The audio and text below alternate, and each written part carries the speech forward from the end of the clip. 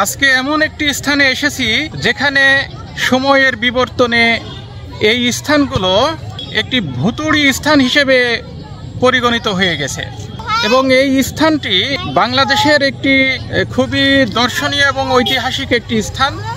এমন একটি সময় ছিল যখন এই স্থানগুলো মানুষের পদচারণায় মুখর থাকতো এবং এখানে মানুষ তাদের কোয়ার্টার হিসেবে ব্যবহার করত। এই ভুতুড়ি স্থানগুলোতে আসলে কারা থাকতো সেই বিষয়টা একটু পরে জানাচ্ছি। তার আগে আমরা একটু এই ভুতুড়ে পরিত্যক্ত বাসাগুলোর বা স্থানগুলোর ভিডিও একটু দেখে আসি।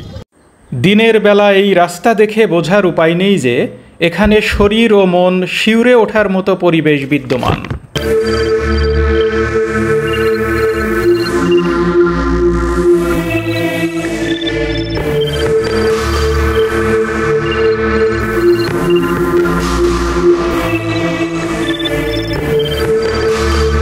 সন্ধ্যা নামার পরপরই যেন কোনো হরর মুভির বাস্তব চিত্রের দেখা মেলে এখানে।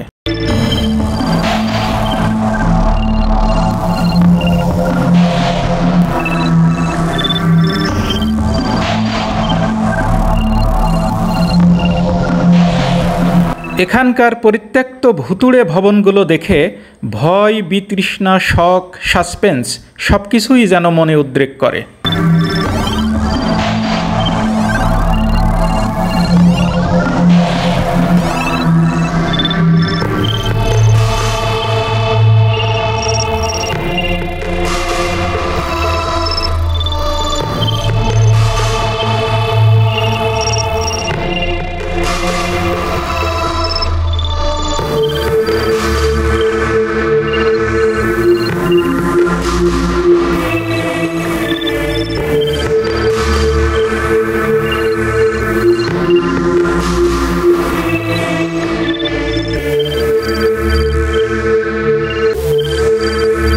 বাংলা সংস্কৃতি বা বাংলা লোকসাহিত্যে ভূত একটি গুরুত্বপূর্ণ অংশ। আধুনিক বাংলা সাহিত্যেও ভূতের উদাহরণ পাওয়া যায়। আর তাই কোনো লেখক যদি তার সাহিত্যকর্মে ভূতের কাহিনী লিপিবদ্ধ করতে চায় তাহলে এখানে আসতে পারে। এ যেন ভূতের এক সীমাহীন রাজ্য, যেখানে তারা রাতের আধারে মুক্তভাবে চলাফেরা করে। কথাগুলো রূপকথা হলেও রাতের অন্ধকারে এখানে যে কেউ আসলে এ সকল অশরীরী বিষয়ক নানান কল্পনা নিজের অজান্তেই মনের আয়নায় ভেসে উঠতে পারে। আর দুর্বল চিত্তের কেউ হলে তো গা ছমছম করে ওঠার সম্ভাবনাই অত্যাধিক।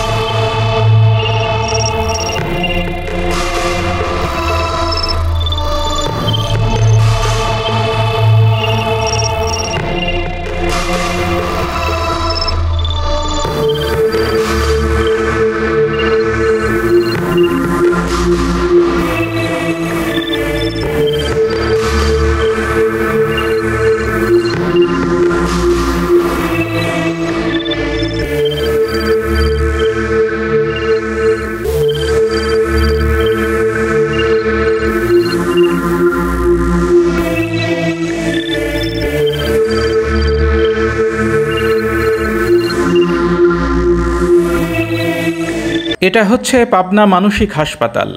মানসিক হাসপাতালের মূল এরিয়া থেকে এখন সামনের দিকে এগুচ্ছি।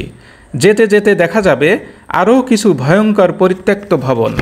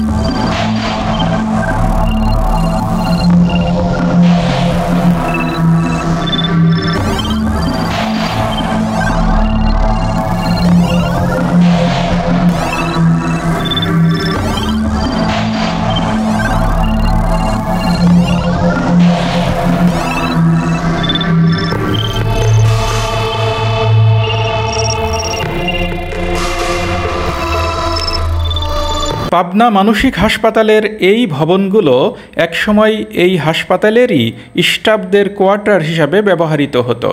এ সকল ভবন বসবাসের অনুপযোগী হওয়ায় 2014 সালের 17 ফেব্রুয়ারি পরিত্যক্ত ঘোষণা করে জেলার গণপূর্ত বিভাগ।